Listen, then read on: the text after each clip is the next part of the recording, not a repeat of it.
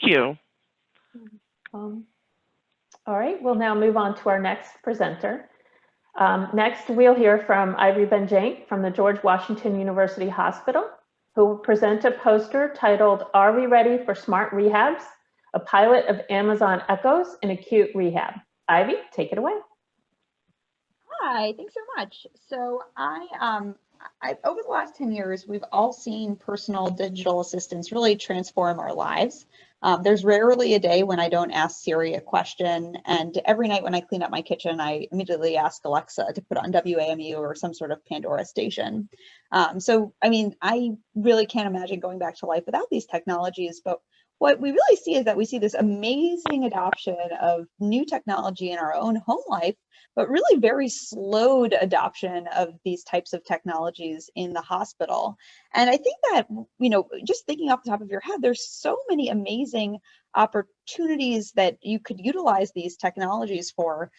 For instance, the patients in the hospital are constantly disoriented. You're not wearing your glasses, you can't really see the clock, you're sort of inside of a room all day, so seeing the passage of time is very difficult. So just feeling comfortable asking a device 100 times a day, what's the date and time, what's the weather, having that thing where you don't have to feel uncomfortable asking the nurse each time really could potentially help with orientation.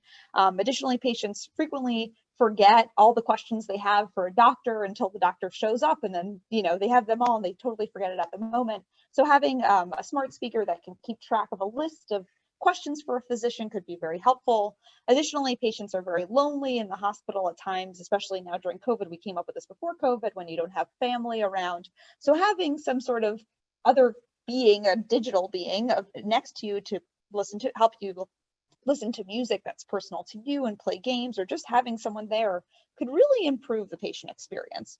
So of all the units in the hospital that I thought would be the best place to pilot Alexa or smart speaker like technology, I immediately thought of the acute rehab unit. First off, we have an amazing acute rehab team at George Washington University Hospital. So I had amazing partners with Faddah, who is the manager of the rehab, and Pratt, who's the lead physical therapist. And we were able to kind of come together as a team to think how we could actually utilize these devices in the rehab unit. Rehabs are frequently early adopters of personal technologies. I mean, the whole point of rehab, right, is that you can go home and actually use, you know, return to your high quality of life that you had prior to being in the hospital, and technology is a really good way to get there. I know many people have kind of walked by acute rehabs and seen patients using Nintendo Wii's there. So they're always a very creative bunch of people that are pretty interested in trying new technologies and figuring out better ways of delivering care to patients and improving functionality. We were also extremely fortunate to be able to work with Robert Henry from our hospital IT department, who was able to really think through all the issues of patient privacy and you know, and Wi-Fi connectivity issues to make this project work. So before we decided to go forward with the project, we thought, well, first we need to talk to patients. Maybe this isn't even worth it. Once we get the speakers there, no one's even going to want to use it. So back in the summer of 2018, we did patient interviews and focus groups, and we found that there are actually quite a few patients that either had smart speakers in their homes or were comfortable with the idea of smart speakers because their kids or grandkids had them.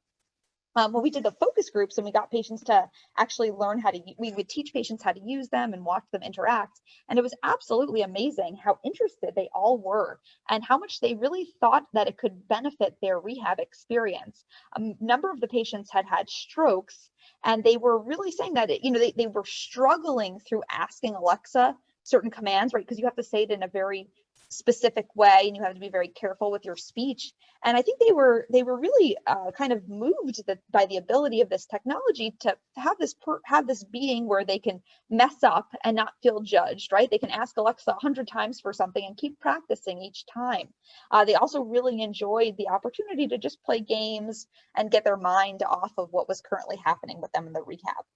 We did interviews with the rehab therapists as well and asked them what would they think that how this technology could improve the patient experience. And a lot of them said, when they leave work at the end of the day at 5 o'clock, they don't really have a mechanism to make sure that patients are following up with exercises. So maybe if we use the Alexas to set reminders for patients, okay, at 6 p.m. today, you do these. You do this exercise 10 times, this might be a certain way of increasing accountability and get patients to do their exercises after the therapists leave for the day. So sort of thinking of these smart speakers as like provider extenders, right?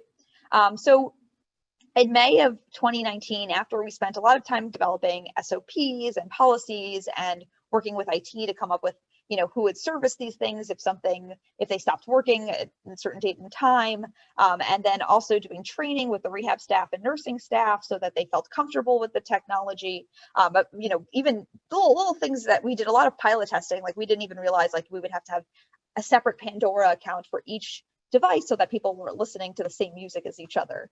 So we spent a lot of time working as this interdisciplinary group to troubleshoot and figure out how these things would actually work once we launched them on the unit. Over the course of the year, we had really great success. We did surveys about a year later, and 50% of rehab staff members reported giving the devices to 5 or more patients. Not every patient is appropriate for the device, so we made sure that they were only giving it to people who are appropriate and that we have time to make sure that patients understand how to use it and they won't get frustrated by it.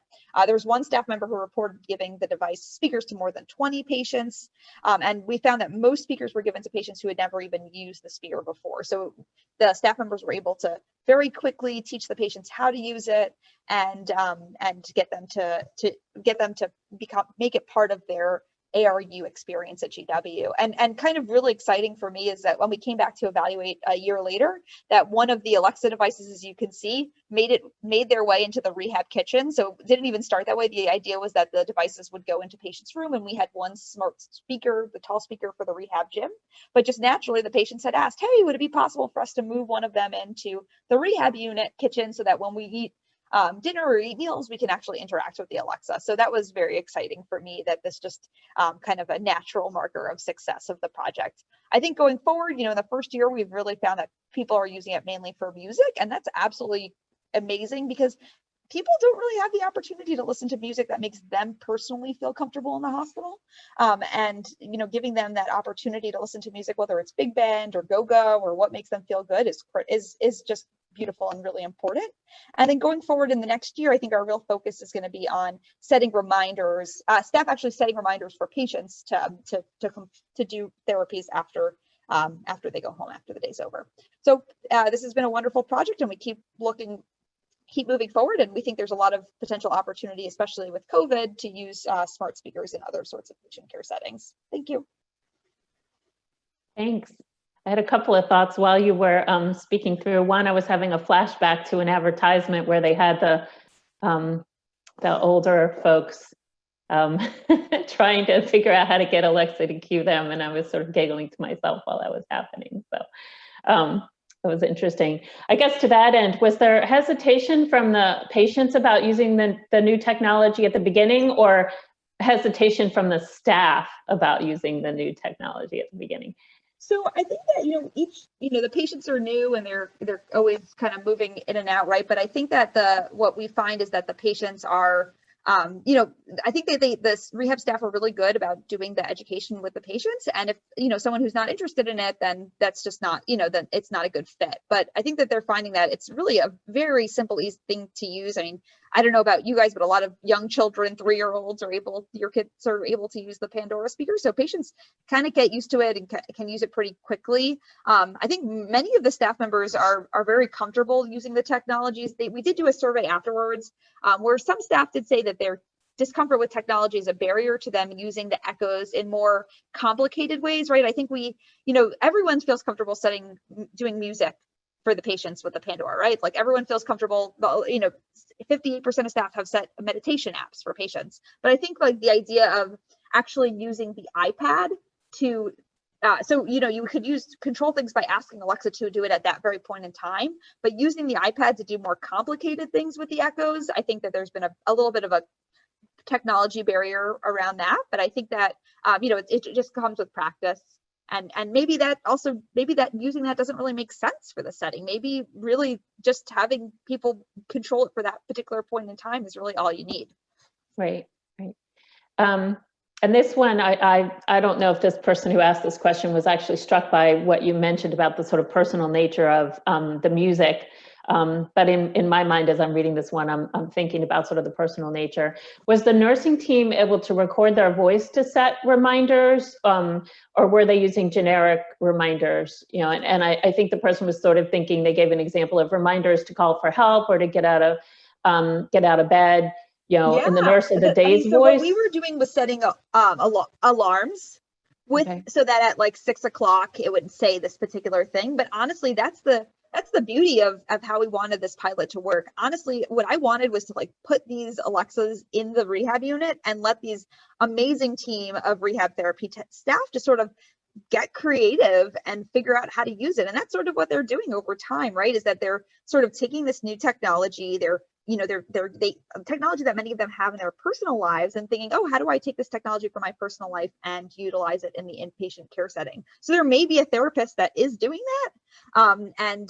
But I just don't know. And that's what the kind of I want to make sure that, every 6 months that I sort of have we've been doing kind of like a listening session or an educational session with the staff to hear how they're using this technology so they can share with each other as a group, and they can kind of learn from each other with best practices, because this is new, right? We don't know how we can take advantage of this in the setting, and the sky's really the limit. So it's all about the creativity of staff and making sure that we kind of keep that brain trust. If someone found out a new way of how to use it, that we're sharing it with the rest of the group. Makes sense. Makes sense. And one more question: are the staff in control of the reminders and the alarms, or the patients, or is it a mix of both? Both, yeah. So the patients can control it with their voice, right? That they can ask the Alexa to set alarms for them. A lot of the most common thing is that people actually, because I have, I've talked to patients and said, what do you use it for? And a lot of them say to have it wake them up at certain times. So a lot of people are like, oh no, my therapy happens at this time, and I want to make sure I have 2 hours to look good for therapy. My therapist is very good looking. So you'll hear that kind of thing. But then the staff will use the iPad to set reminders. Okay. All right. Well, that's an interesting point too, that you can connect through the iPad to put the reminders in. And so that way we actually set it out. We did set one reminder that's on all the iPads, on all the Alexas that we set through the iPad to order lunch. So lunch needs to be done at certain times of the day. So instead of staff having to every day remind the patients to order lunch, we figured, oh, this might be a nice way for patients to get used to the alarm functionality by having it alarm at certain time, order lunch before 11:45. Right. Makes sense. Well, I have a number of thoughts myself, but I think I've taken us to time. So I want to say thank you so much for sharing this. What an interesting sort of an innovative use of the tool in a way that sounds like it's been successful. So thank you so much.